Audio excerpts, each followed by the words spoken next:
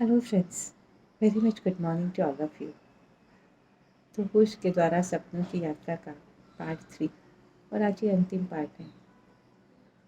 मुझे ज़रूरी लगा शेयर करना, इसलिए शेयर कर रही हूँ। शायद आप में से कुछ इस सत्य के साथ भी अवगत हो जाएं तो आप अपनी यात्रा के लिए ज़्यादा सहज रूप से आगे बढ़ सकेंगे अपनी स्पिरिचुअल जर्नी पर। और अपनी स्पिरिचुअल जर्नी पर जाने से पहले कुछ दोस्तों की बातों का जवाब देना चाहती हूँ। कुछ दोस्त जिन्हें लगता है कि मैं बहुत खूबसूरत हूँ। मुझे नहीं मालूम कि मेरी इस चमड़ी में खूबसूरती है कि नहीं है, पर हाँ, मैं इतना ज़रूर जानती हूँ कि मेरी अंतरात्मा बहुत खूबसूरत है, बहुत ज़्यादा। और मैं अपनी अंतरात्मा की खूबसूरती की बात कर रही हूँ। बाकी सब बातें बेमानी हैं, बकवास हैं। और कुछ दोस्त कहते हैं कि वो मेरे लिए कुछ भी कर सकते हैं मेरा प्यार पाने के लिए। यदि सचमुच आप मेरा प्यार पाने के लिए कुछ भी कर सकते हैं तो होशपूर्ण जीवन जीना शुरू कर दीजिए। अपने आसपास देखिए, अपने परिवार को भरपूर प्यार दीजिए, अपने रियल टाइम फ्रेंड्स के साथ समय गुजारिए। पूरा टाइम फेसबुक पर समय बर्बाद करने के अलावा और कुछ नहीं होगा। कुछ समय तो मुझे समझ में आता है, 10-15 मिनट, आधा घंटा। पूरा दिन फेसबुक पर यूट्यूब, इंस्टाग्राम या फलाना ढिकरा, मेरा इंटरेस्ट इन सब चीज़ों में नहीं है। मैं जब आप लोगों से बातचीत कर रही हूँ तो मैं अपनी स्पिरिचुअल जर्नी के बारे में कह रही हूँ। मैं होश साधने की बात कह रही हूँ और आप चाहते हैं कि मैं भी बेहोशी की बातें करूँ। ऐसा नहीं होगा। और मैं नहीं चाहती हूँ कि आप लोग आंसू बहाएं, इस दर्द को सहन करें, इसलिए आपको बयान कर रही हूँ ये सच्चाइयाँ। मेरे पूरा लौटने के बाद सूखे फूलों को चुनकर अपने गुरुदेव के चरणों में समर्पित करने के लिए एक माला बनाई थी, और एक ही माला बनाई थी क्योंकि मैं उन्हें पहनाना चाहती थी वो माला अपने हाथ से। तो जब अक्टूबर के फर्स्ट वीक में सेठी जी वापस से मुझसे अनर्गल बातें करने लग गए, मैं सहन नहीं कर पाई थी। तब मैंने वापस से अपनी अंतरात्मा को पुकारा और उससे पूछा कि तू क्या चाहती है, मुझे बता, तेरी दृष्टि कहाँ है। और मेरी अंतरात्मा फिर मेरे साथ आकर खड़ी हो गई। फिर निराकार सखा जो मेरी अंतरात्मा में बैठा है वो मेरे साथ आकर खड़ा हो गया। उस रात मैंने सपने के माध्यम से देखा कि मैं मेरी मम्मी के साथ कहीं गई हूँ और वहाँ पर गुरुदेव और गुरु माँ आए हुए हैं। मेरा साकार सखा मम्मा के साथ आए हुए हैं और वो सबको साधना करा रहे हैं, बहुत अच्छी तरह से, बहुत प्रेमपूर्ण तरीके से।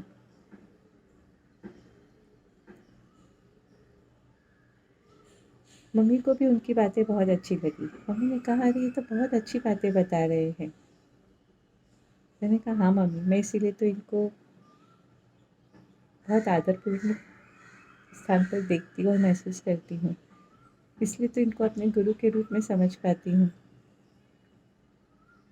हम घर लौट आए। मम्मी बोली, अरे उनको अपने घर पे इनवाइट करना चाहिए। मैंने कहा, हाँ निश्चित, आप देखो उनके पास समय कम होता है, आप देखो यदि वो आना चाहेंगे तो आप ज़रूर इनवाइट करो, बहुत अच्छा लगेगा और कुछ ना कुछ सीखने को ज़रूर मिलेगा। मैं अपनी मम्मी के साथ रिक्शा में उनको इनवाइट करने के लिए गई हूँ और पता नहीं कब मम्मी की जगह पर मेरे गुरुदेव आ गए। वो मुझे ऐसी जगह पर ले गए जहाँ पर एक खुली जगह थी और एक छोटे से स्टेज पर 2 लोग ऑलरेडी बैठे थे। एक कुर्सी उनके पास रखी थी। मेरे गुरुदेव भी उधर जाकर बैठ गए। मेरे लिए सामने नीचे मंच की कुर्सी रखी हुई थी। मैं भी बैठ गई। हम लोग हंसी मजाक करने लगे और बातें करने लग गए। बातों बातों में उनमें से एक ने पूछा, क्या तुम दोबारा विवाह करना चाहती हो? मैंने स्पष्ट रूप से कहा, नहीं, विवाह मेरे जीवन का उद्देश्य नहीं है। मैं अपने विवाहित जीवन से संतुष्ट हूँ। अब दोबारा विवाह, ये तो अनंत की यात्रा है। अपनी वो तीनों मुस्कुराते रहे। सपना आगे भी चलता रहा, पर मैं आपको सिर्फ इतना ही बताना चाहती हूँ।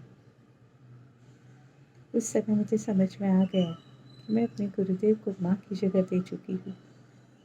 और उस दिन मैंने सचमुच, उस दिन नवरात्रि का पहला दिन था, अक्टूबर महीने की बात है।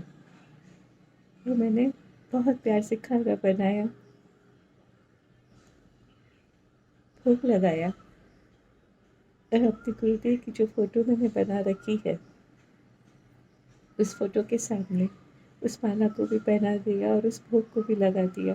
और उस दिन से मेरे लिए गुरुदेव ने सखा से बढ़कर, पिता से बढ़कर माँ का स्थान ले लिया।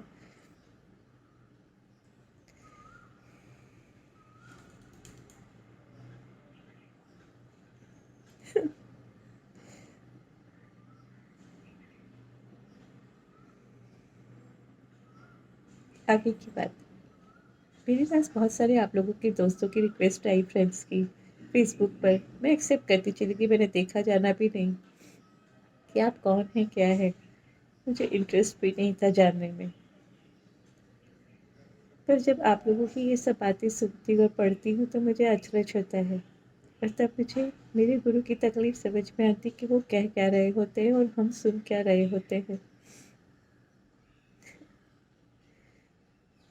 तो जब आपके लोगों के द्वारा ये कहा जाता है कि आप मुझसे दोस्ती करना चाहते हैं, आप मुझसे बहुत प्यार करते हैं और आप मेरे साथ मुझे खुश रखना चाहते हैं, और आप पता नहीं मुझे खुला आसमान दिखाना चाहते हैं और मुझे बहुत विकास देना चाहते हैं, मैं आपको ये बात बहुत क्लियर बता दूँ, मैं अपने परिवार के साथ बहुत संतुष्ट हूँ, बहुत खुश। मेरे पति मुझसे बहुत प्यार करते हैं, मेरी सास, मेरे बच्चे मुझे बहुत प्यार करते हैं। मेरी शारीरिक, आर्थिक, सामाजिक, मानसिक हर ज़रूरत पूरी होती है मेरे परिवार के द्वारा। मैं जो करना चाहती हूँ वो करती हूँ। तो इसका मतलब ये नहीं है, आज़ादी का मतलब ये नहीं है मेरी नज़रों में कि आज इधर भागी कल उधर भागी, आज इसके गले में माला डाल दी कल उसके गले में। नहीं जी, ये सब कुछ नहीं। कृपया अपने आप को जानिए, अपने आप को समझिए, अपने आसपास के लोगों को जानने और समझने की कोशिश करिए। अपने आसपास के लोगों पर प्यार लुटाइए। आपके परिवार को आपके प्यार की बहुत ज़रूरत है।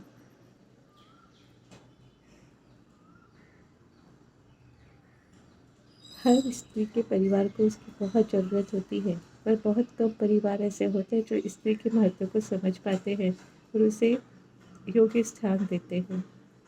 और मैं इस मामले में बहुत नसीबवान समझती हूँ अपने आप को कि मेरा परिवार मुझसे बेपनाह प्यार करता है। मेरे पति, मेरी सास, मेरे बच्चे, मेरी नंदें, मेरे पीहर का पूरा परिवार। मुझे आप लोगों के झूठे दिखावे वाले प्यार की ज़रूरत नहीं है। हाँ, मैं कुछ बातें आप लोगों से शेयर कर रही हूँ। मैं बाकी के गुरुओं की जैसी बातें नहीं बता रही हूँ आपको। मैं अपने दिल की बातें बता रही हूँ, मैं किताबी ज्ञान नहीं बता रही, मैं चक्र जागरण के बारे में नहीं कह रही हूँ, मैं थर्ड आई के बारे में भी नहीं कह रही हूँ। मैं सिर्फ आपको होशपूर्ण जीवन जीने के बारे में कह रही हूँ। मैं आपको ब्रह्मचर्य के पालन की बात कह रही हूँ, पर आप मुझसे कह रहे हैं दृष्टि अपने ऊपर रखिए। सोचिए, सोचिए कि आप जो बात मुझसे कह रहे हैं, वो बात यदि आपकी माँ को कोई इस तरह से आकर कहे तो उसे कैसा लगेगा और आपको कैसा लगेगा। कोई आपकी बेटी को, कोई आपकी बहन को, आपकी बीवी को ये सब बातें कहे तो आपको कैसा लगेगा, उसके दिल पर क्या गुजरेगी। और कृपया जब आप कमेंट्स डालते हैं तो होशपूर्ण तरीके से बात करिए। Keep enjoying, keep evolving, keep educating, keep learning. Bye bye.